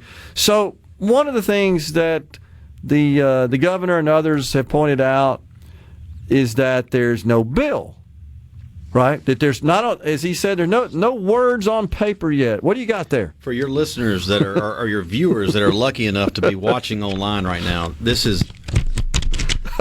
the bill. Okay. It will be filed hopefully later this evening and assigned to the committee. So we should have something on the World Wide Web for everybody to peruse and look at and opine and offer their commentary on. Well, let's point out that the deadline for such measures is next week. Next right? week. Next week from today? Wednesday. Yeah. Okay, Wednesday. All right. So you're well within the deadline. Absolutely. So the next step would be to take it up in committee and then take it up on the floor before Wednesday. In the Senate. Yeah, the revenue appropriation bills don't have a similar committee deadline like the general bills do. General bills have a committee deadline they have to get out of the committee by and then off the floor by a deadline. Okay. Revenue appropriations just have to be off the floor by the deadline day of next Wednesday. Okay. So, not sure if you've seen the governor's social media post this morning. We've been talking about it, but he kind of gets into some details of the House plan, the Senate plan, and seems to be more leaning towards the House plan. It's no secret. You know, his priority, his goal is to fully eliminate the income tax. The Senate bill stops short of that. Tell us about the major provisions. Well, the major provisions of the bill are, like I've discussed before, we're going to address the grocery tax immediately, and our plan will address it in 2025. It won't wait a year to 2026. July of this year? July of this year. Our fiscal year. We will adjust the grocery tax down from 7 to 5%. And that will provide immediate relief for folks going to the grocery store. It also starts the implementation of the 3-cent gas tax starting this year. Okay. And so that will be phased in over 3 years, 3 cents a year over 3 years. This year, we already have dropped the income tax from 4.7 to 4.4 this year, and next year it drops to 4% from 4.4. So the first year of the income tax continuation of lowering the income tax will be the second year. It will drop. The calendar year of 27 will drop to 3.75%, and it will drop 25 basis points each year, all the way down to 2.99%. Okay. And then what about the general sales tax? What happens there? Nothing. We do not touch the general sales tax in this plan. So the House plan increases it from 7 to 8.5%, and that's general sales tax. General sales tax. Everything's not groceries, right? That's right. That's a good point to make. Because we've had some folks text in about that on the C Spire text line, that it would not affect sales from those located out of state. Those goods anything that are online. Shipped into the state, anything online. Most people are pretty familiar with that. It would stay at 7%. So say it's 7%. So okay. So ours does not change the sales tax.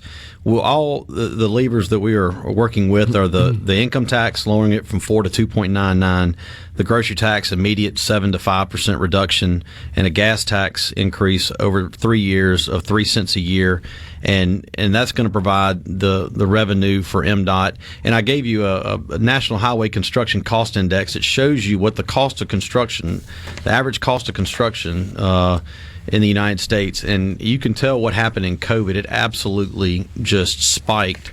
I got to tell you, I'm shocked looking at this chart because I'm looking at it from 2019 to 2025. It's straight up. Yeah, straight up. And that's where you're getting less for your money, and I think that's where Brad White has been kind of preaching from, is that we need some more funds to do the work that we're supposed to do, to maintain our roads, to maintain our infrastructure, and to continue with capacity.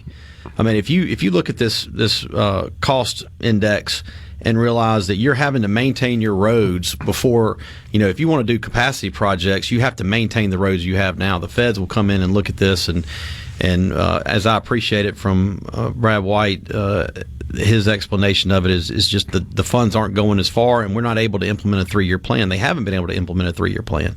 And so these projects are getting pushed out into further years, and so these revenues are needed. It's something that, unfortunately, we have to maintain our infrastructure. We have to maintain the roads that we have, and this will provide revenue for them to do that. And it goes straight to maintenance. This does not go to MDOT for salaries. This goes straight to maintenance, and it's directed by the feds. So it's not a political decision on what road to fix. The feds drive the maintenance of the roads in our state.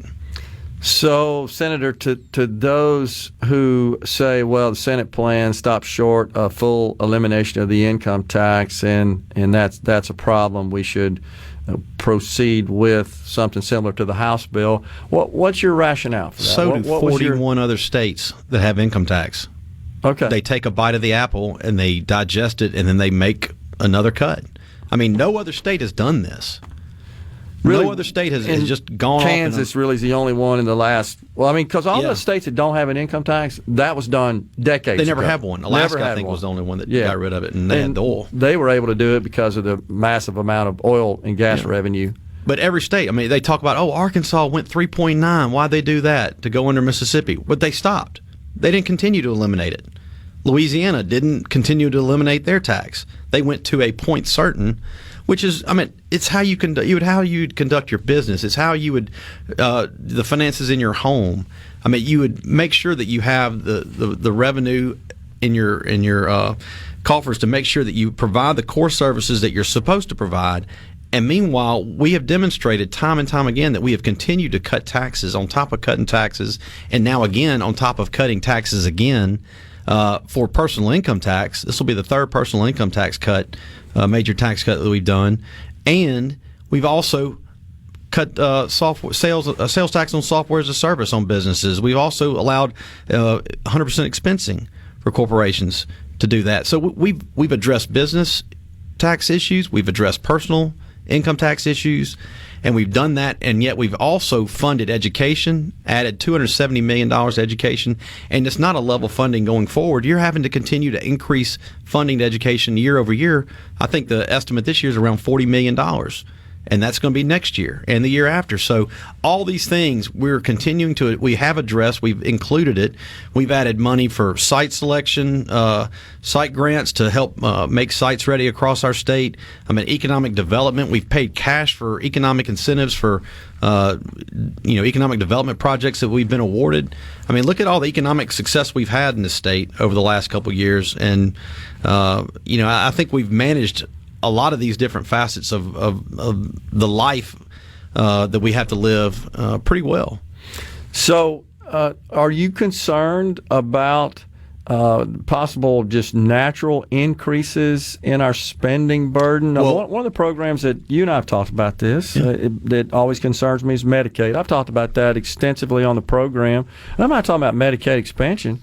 I'm just talking about as it is today. Just what we have in Mississippi, which is just basic standard Medicaid.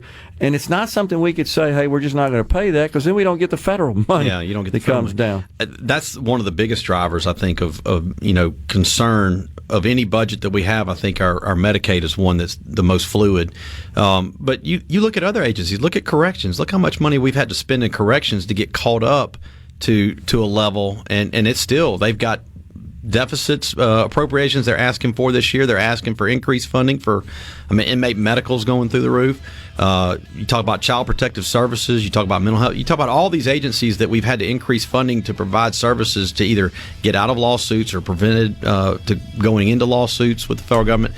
I mean, we're working diligently across several different facets. But look, there are a lot of other things out there that a lot of other things that need funding that we have to mutually agree upon to do that. But there are other agencies and requests out there that we turn down because we feel like it's not appropriate, or just hadn't been convinced that it's the best thing to do for our state. Senator Josh Harkins, he chairs the Senate Finance Committee, is our guest in the Element Well studio. We're coming right back.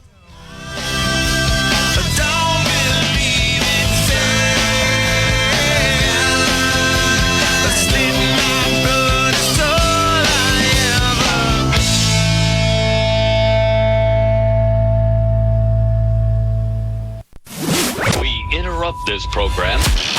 Gerard Gibert. Here we go. This is huge. Huge news. Huge news. Huge. You need to listen to this. Middays with Gerard. SuperTalk Mississippi.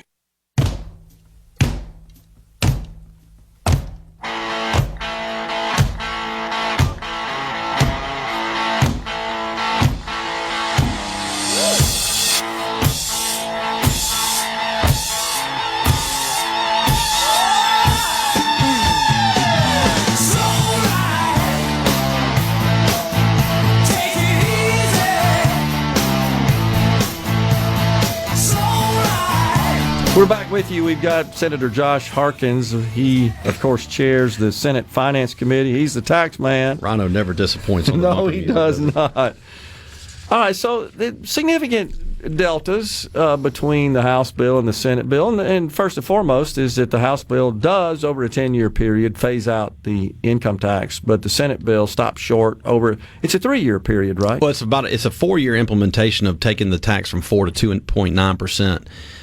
We still have cuts for 25 and 26, so the cuts won't start until 27, 28, 29, and 30. Okay. But it takes it down to 2.9, which I think is about the third lowest in the country. Okay. So help me understand that then. And what happens in fiscal year 26, which begins July of this year? Well, in the second part of fiscal year 26, which the second part of that fiscal year is January 1 through July 1st of 27, that's where you start to absorb half of your income tax lowering from 4 to 3.75. Okay, because right now, under present law, we would go January 1, 26 to December on income tax to 4%. Yes. We're headed to that. This year is 4.4. Next year will be 4. Correct. So this bill would change that? It would start in, all right, so you'd go 4 to 4% in 2026. Calendar year 26. Yep. So in calendar year 27, you start the decline from 4 to 3.75. Okay. 28 would go to quarter point increments. I misspoke 25 earlier. basis points. Okay. I said 0.3 increments. That's what the House plan does. You're takes right. it in You're right. That's where I conflated. Points. So my apologies. So 4 years, quarter point a year, except I guess the final year slightly more than a quarter to get us to 2.99. Yeah, gotcha.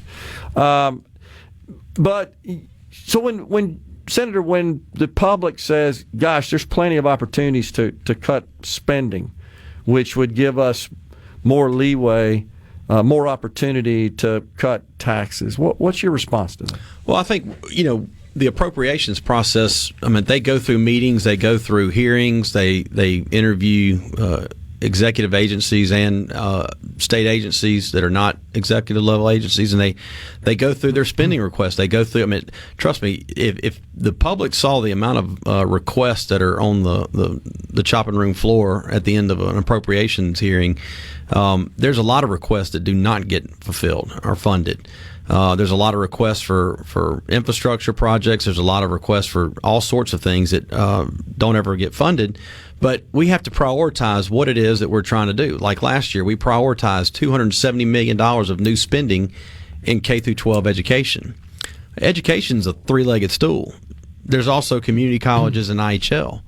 And professors and assistant professors are running about 70% of their peers on average salary. So if you're talking about having colleges that are putting out product, you have to have good professors on staff, and then we're falling way behind our peers for that. So there's not been really an emphasis on that, but it's important. It's important that our schools, and especially in STEM areas, are graduating people with a degree from a university that means something. Yeah. When companies look at engineers, it means something when you graduate with an engineering degree from a university here, and so we want to maintain that level. We want to improve it to retain not only our citizens, but the faculty, the good faculty that are out there that are teaching. It's important, and so it's important for the future of our state, and I think it also goes hand in hand with economic development. When you look at these companies coming in, they partner with our universities, they partner with our community colleges to help train, to help in research and development, and so it's important that we also consider that, but that hasn't been considered, not as much as K-12 education, and they're all important. So you have those type of pressures on you from different groups, and some are absolutely worthy and deserve the attention they're getting. But at the end of the day, inflation also hits us just like it hits you in your home, just like it hits a business out there. And so we have to deal with the inflation of services that we have to use to do the day-to-day operations the state's required to do. The state auditor, has spoken a lot, talked a lot out in the public about a third party that he engaged to review just the organizational models, the spending at the various agencies. I don't think DOT was included in that engagement, but all the general fund agencies for the most part were. They came out with a report, did the third party, Boston Consulting, not an audit firm, not a public accounting firm, but rather a consulting firm, that said, hey, there's opportunities to cut $335 million of annual spending. And they cited things like cell phones that aren't used and let's see, general liability insurance for buildings where they noted that we're paying more than like in the state of Florida, for example. Is this something you guys, I know the Lieutenant Governor said he's not interested in looking at it all. What do you think about that? Is that well, something I think to act on? it's something we should always be mindful of is ways that we can limit costs. But I mean, I had community college was in my office last week, and they showed me where their general liability insurance over the last 3 years had gone up 67%. I'm pretty sure they spread that out and check the pricing on it. They should. And I asked them, how often are y'all, taking a look at your prices? And it's something that they continuously do. But pricing, the cost of utilities has gone up dramatically in the last 3 years. So there are costs that really you can't avoid. You have to figure out how to, pay for it and just work around it. But that's the part that we actually get hit with. That's it's not very optional. But there are some things that we can help cut. But to the most of what we spend money on, you look at a couple of agencies, whether it's Medicaid, corrections, Child Protective Services, mental health, education, community colleges, IHL, and debt service. Those are the ones that are the big ticket items that a bulk of your, almost nearly 80% of your money. Department of Public Safety, throw that in there. There are probably things that each individual person will look at and say, well, I don't like the way they're spending money on this. They can save it. Well, somebody else may say, I'm fine with that, but I don't like what they're spending money on over here. Everybody has an opinion. Yeah, it's a whack-a-mole. So, but I think that's what the House and Senate appropriators do year in, year out, is they comb through these things. They try to find, places that they can save money, cut money, and flat out they tell the agencies, no, we're not going to do this. I mean, they say no a lot up there, although it doesn't get reported. But there's a lot of things that we don't do that would drive up the cost of government, and we try to keep that as tight as we possibly can. And if you look at our expenses over COVID, they in no way match the growth of revenue during COVID. We've tried to keep our budget lean over those years, but you look where the money was spent and where the money was going to. I think it's some of those agencies we talked about that needed extra funding, that needed monies to correct some things and to make some improvement, to make some hires. Corrections comes to mind as one that's really gone through a transformation and has cost a good bit of money. But that's one of those things that the public generally expects to be there.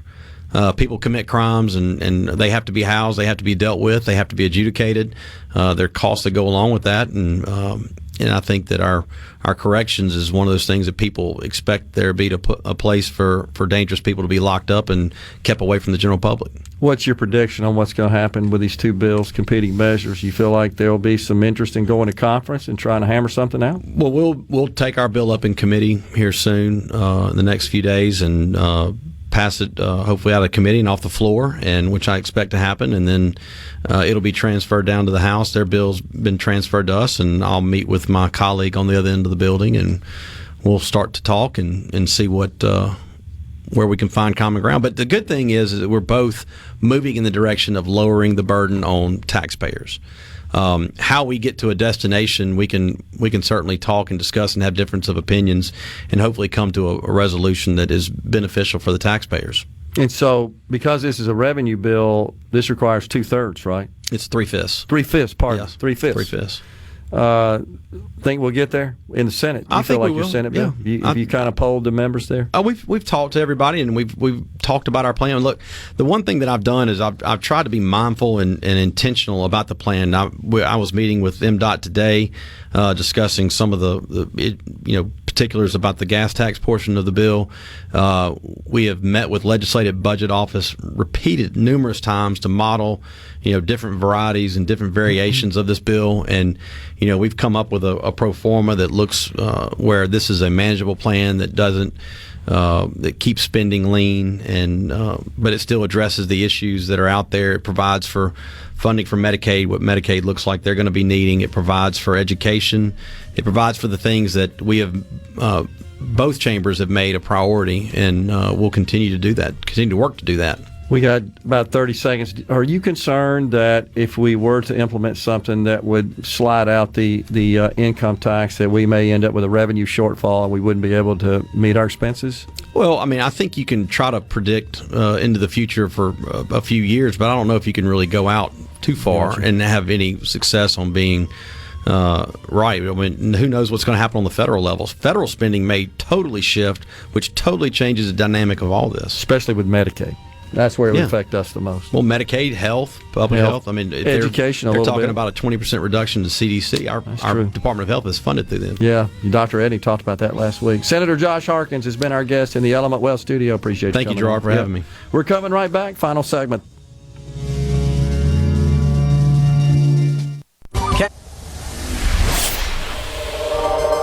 Gerard Gibert. Going beyond the headlines, breaking down the stories that matter to Mississippi. Middays with Gerard on SuperTalk Mississippi.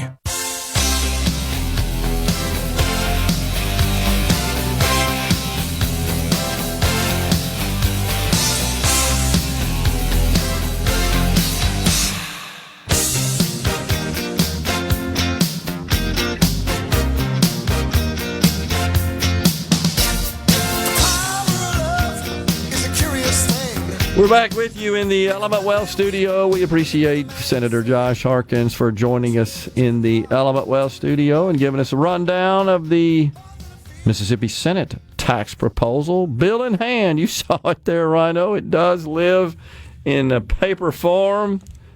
It has been digitally filed, and it'll go to the floor for deliberation in the Senate in a vote, likely to pass. And then the old Rhino procession will transport it down the hall to the House. We got tax bills passing in the night. Isn't this fun? This is fun. Oh, man. How about all the so-called rainy day funds that are tax dollars? They're sitting in the rainy day fund. So by statute, they cannot exceed a balance in the fund greater than 10% of the general fund appropriation. That money's sitting there as well.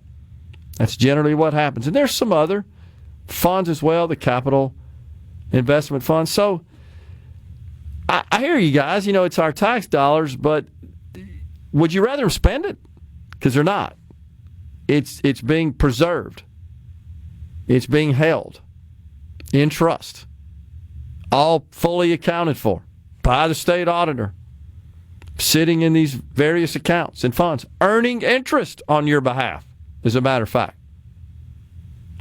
There are dollars sitting on the balance sheets of the various agencies that are in interest-bearing accounts as well. And I got to tell you, there is some question I have about that. Should we plow that money back? Maybe transfer it to PERS? Maybe use it to offset general fund spending, just a cash balance that we start with before we appropriate to cover the budgetary requests from the various agencies? Because they can't spend it. They've got a cash balance. It just sits in a cash account. They don't have the authority to spend it.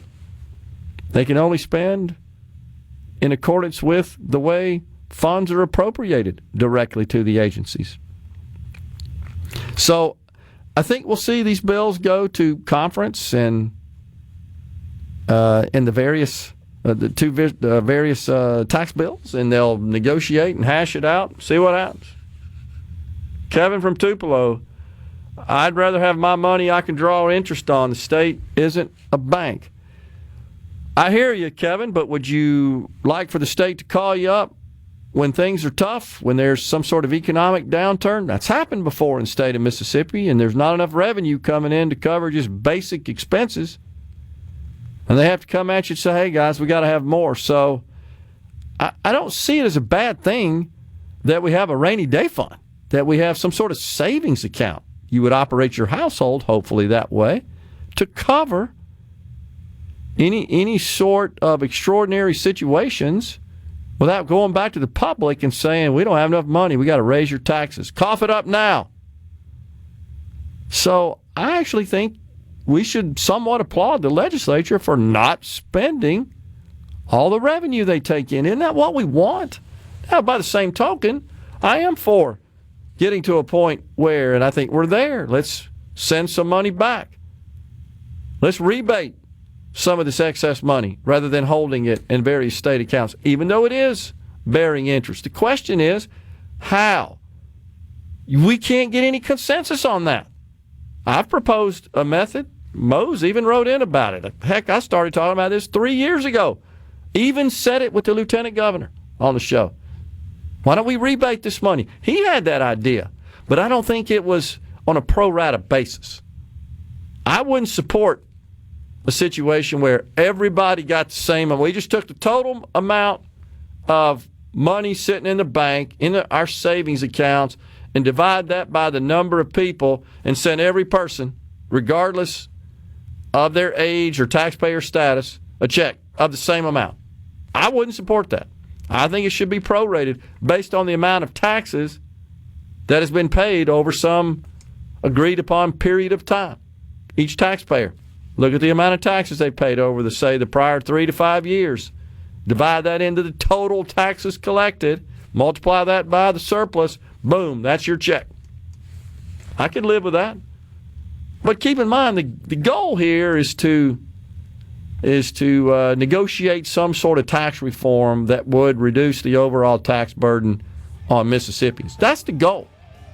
And therefore, we wouldn't necessarily be creating and producing surpluses. We do have a nice reserve already on hand that we could use. And by the way, that is also designated as use, and the House leaders have expressed this plan.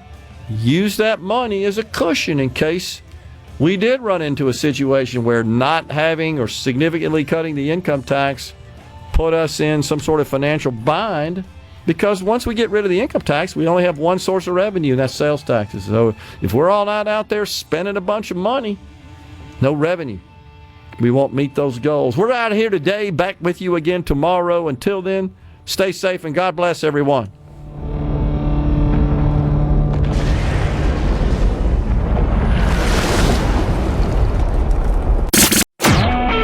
A SuperTalk Mississippi Media production.